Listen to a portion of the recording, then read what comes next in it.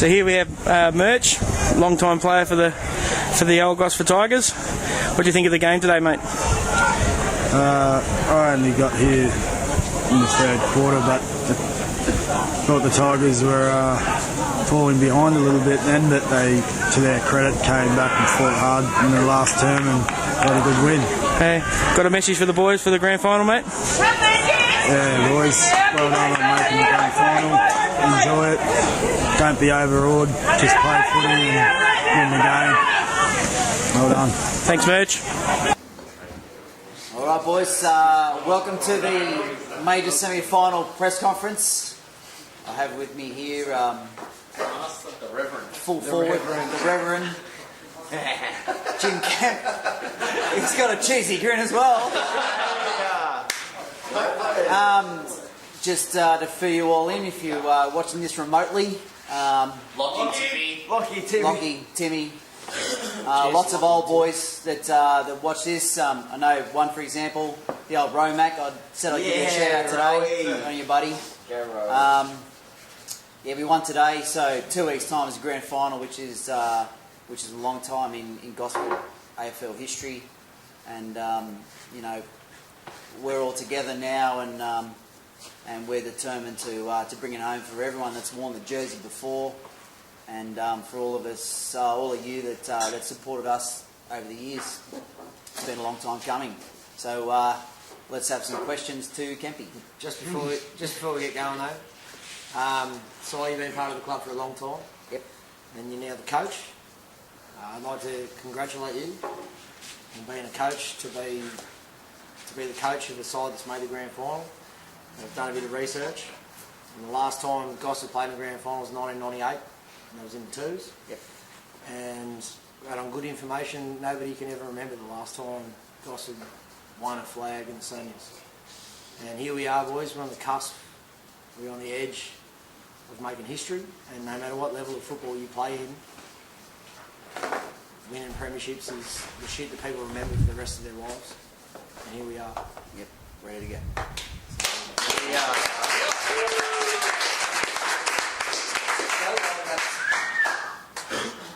Let's go. How many points did you get? 3. And I think we finished the game with 4 behind, so... And you think they were the difference? If we had won by 3 points, they would have been. Good answer. Well, the one by more than a goal, which is always good. All right. Who's up? So, Coach, the decision to put Scotty Manuel at full forward, that was a good decision. 9 goals. 8 goals. No, Dawes. Hey, you're terrible to see. 8 goals. Sorry. What I will say with Scotty is that he's played most of his career as a full back, and he was very effective as a full back. And you know, a lot of times when run of the pump most years, and the ball's going down the other end, Scotty was the one to stop a lot of it. But I always knew that he had the skills, the ability, the size to be a dominant target forward. And he showed that this year too. Like he's kicked big bags. He started off pretty slowly, and but he's really grown under the responsibility of being that target. Yeah, I wouldn't swap him for anyone. Absolutely not. I might swap Kempy for Timmy. Hey, who's next? Kempy, you've played in premiership side. Is it for Narre Warren? How does coming up to the grand final? How does our side compare to them? I think it's unfair to make comparisons with that, because it is a different level of football. In Victoria, it's a culture that you're brought in from the first thing you're given when you're a young fella in Victoria. The first thing you're given is football. Whereas up here, it's an NRL ball, rugby ball, whatever you want to call it. I think the difference that I see between Gosford and Narre Warren is, here we've only got a list of 28. I think that was the list. 28. We had a list of 28, and we're playing against sides that got a list of 50, 60, UTS, got a list of 180 to 150. You know, we got a side of blokes that choose to play here and wear this jumper because it's because it's fun. And we at a list of 28, we've had a few injuries and we've lost Mark Walker. He's a rock in defence. Timmy's gone overseas. He played 5 games. He kicked 30 goals. Like you put those two blokes and you put Lockie. Like the bloke can play anywhere on the ground. Like this club here has got 28 people.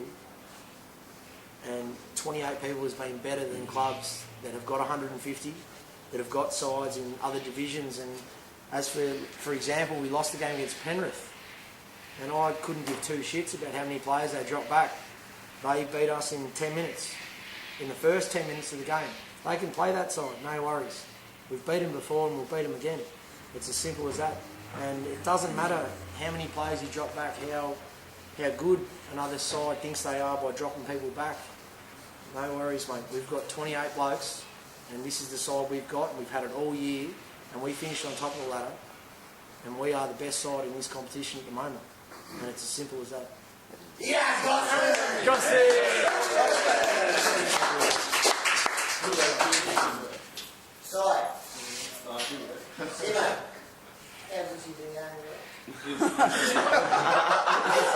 He's been going all right. Simo.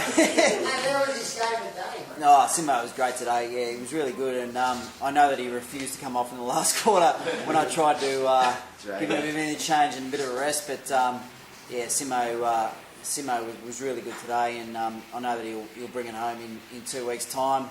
Our ruck division, you know, I like for all of our players to be versatile and be able to play different positions. We've got Fraser and Simo that can play ruck, also Lucky Page and a few others that can, or Thumper that can jump in there at any time. But yeah, Simo is our number 1, and he gives us first use of the ball a lot of the time. And see, the thing about that is that the other teams know that as well, and the other teams know that they have to stop us rather than the other way around, which is the key to our success this year.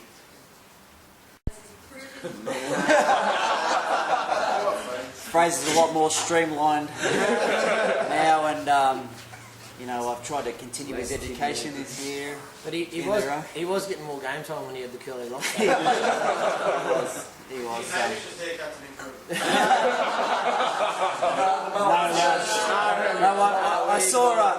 I saw Hamish's previous locks described as majestic, which is an accurate description because they were flowing. Just on Hamish's haircut there, he got the mullet, and it was horrible. It was horrible. It was good. But it's shown how soft you actually are by actually shaving it off. You should have let that roll for the rest of the year. Mullets with premierships. Go back to the 80s, mate. Back to the 80s. Let's talk more about Hamish. No, hang on. I'm trying to say something. Just wait. I'm trying to say something. Oh no, I don't care. Shut up. Just wait till Cyprus. While I remember it, you know, the younger players in our team that have developed over the last 9 months, you know, especially you know, Hamish, Cam Foster, Aaron Smith, Johnny, Justin, you know, all the other guys. I've probably left a few blokes out, but just the way they've you know, Harry as well, Andy, just the way they've lifted, and you know, the way now that they put their head over the footy and just commit everything to the, you know, to help out the team. You know, it's just it's fantastic as a coach to see that development, and I know that I've had something to do with it. You know, it's just amazing. It's good. You want to say something now, do you? Oh, I'm busy. I'm gonna. In regards to Hamish, I mean, it took him half a game to get into it. Do you think shaving his locks cost him that half a game? No. Hamish actually, in terms about the structure of the way we set up, we've got a pretty consistent midfield, and Hamish is going to turn out probably to be a gun midfielder in football, and I hope that we can keep him around the club. Just quietly, I think he already is.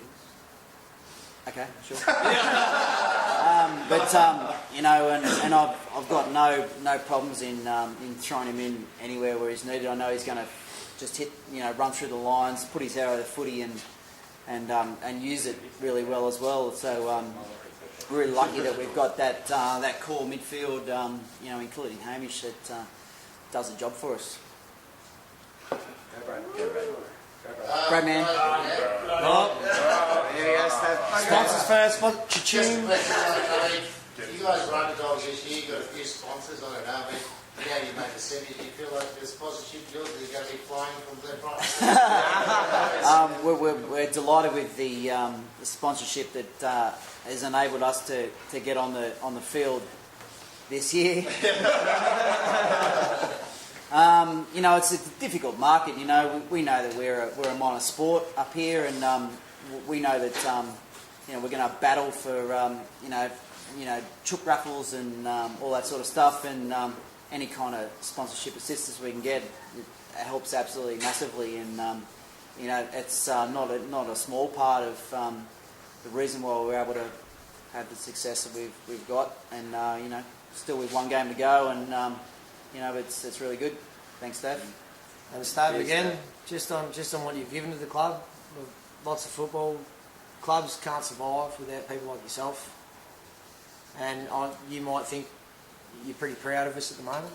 We haven't won the cup yet, but we will. We will.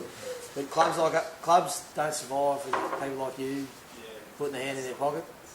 And without sponsors like yourself, and we won't go through the prices right and the others. Without you on a jumper, like mate, we wouldn't even have it. We wouldn't even have a side on the park if it wasn't for people paying for it. And just glad that we can, as a group, repay what you've given to us.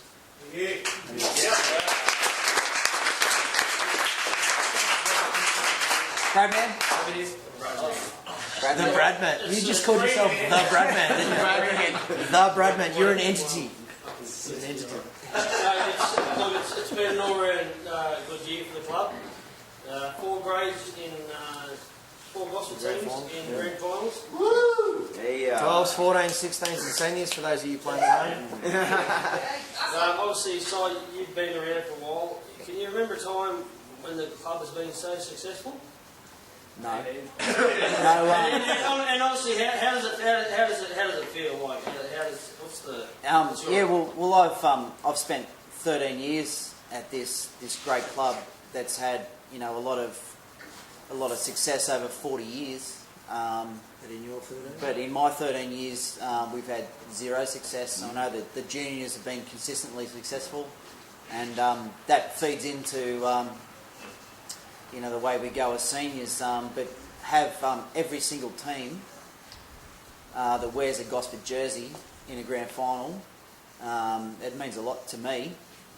But especially this group of blokes here, to spend this amount of time, without any success, and having Mad Mondays in friggin' August every year. This year's is pretty special, and we know we've still got some work to do. But we're going to give it a crack. Just a question. We have Brad Leeds, Royd, and Sweet Bergenshaw have been asked to go down for best and fairest, possible best and fairest awards for the Division 4. Yep. Your tip. Who do you think? Well, Pete McCarthy. Didn't even invite. It's hard to say because I know that it's the umpires that make the votes for the. We all know best and fairest. Reed Eats. So it's hard to say. I thought, it's really difficult. But I've come to call myself a mate with our umpire. I reckon I'll probably get each of those three blokes you mentioned have been very influential in in all of our games, and they form the core of our midfield, and that's where we get our run from. Probably he's playing in a division well below his ability, and he's dominated many games that he's played in. But also Liam gives his 100% every week, and he's earned a few vouchers this year, and He's playing a division and above his he gets a bit.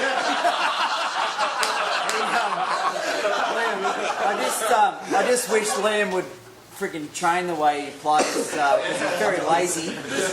And Scotty B with his run and carry is amazing too. But you can say that about 8 or 10 blokes in this team too. Like, everyone deserves to get some sort of recognition. My tip is Brad Deeds. no surprise. You're in the running. Anyone else? What do you think about Lukey LePage's Leo?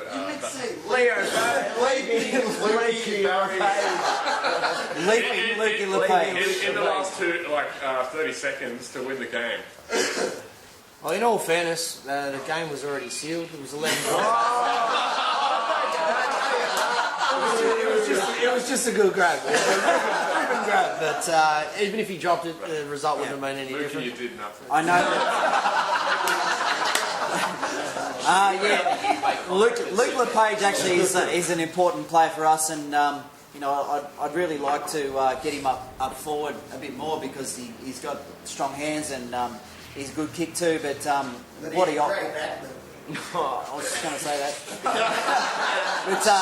But what he offers, down back, and the way he chops things off, and he's composed, and he takes marks, and then his effectiveness with his disposal is good too. You can't often say in a game, so I mentioned on the bus, you can't often say that a coach can influence the game. Like, the coach picks the side, and you get the side out in the park, and you pick your side, and that's what you go with. But I think the move of today that made a big difference in the result was when you took Lukey from centre half forward and put him at centre half back, and that made a massive difference in the game.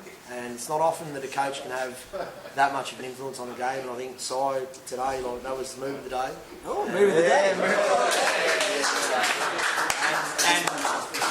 the coach as well, but Lukey, obviously, mate, he moved you down there and you stood up to it, and mate, of that half-back flank, you and Harry, just nothing got past you, mate. It was sensational.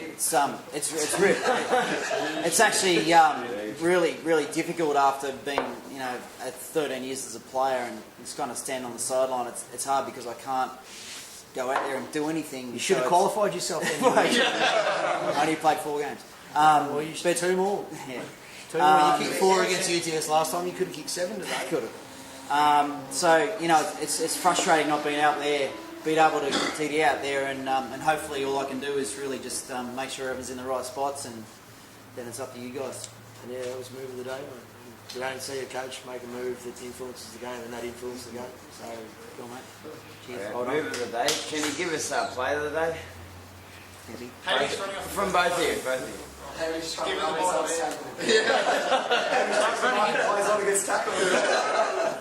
Mate, Johnny in the forward line. Play of the day.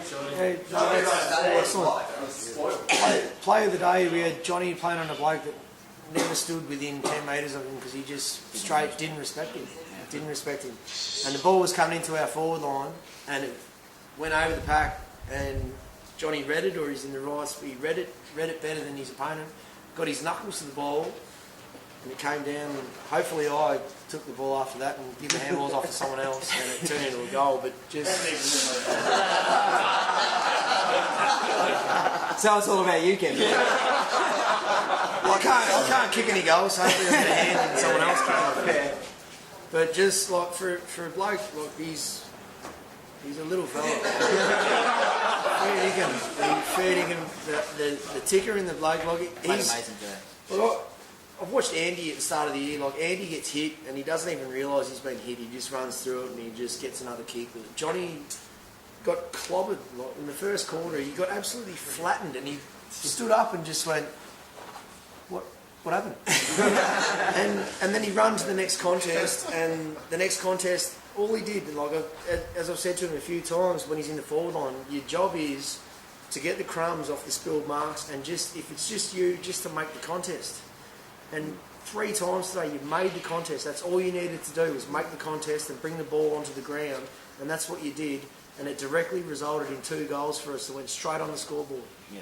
And as I said to you after the game, we won by 11 points. We won by 11 points, and 2 goals came straight out of what you did, Johnny. So you need to remember that.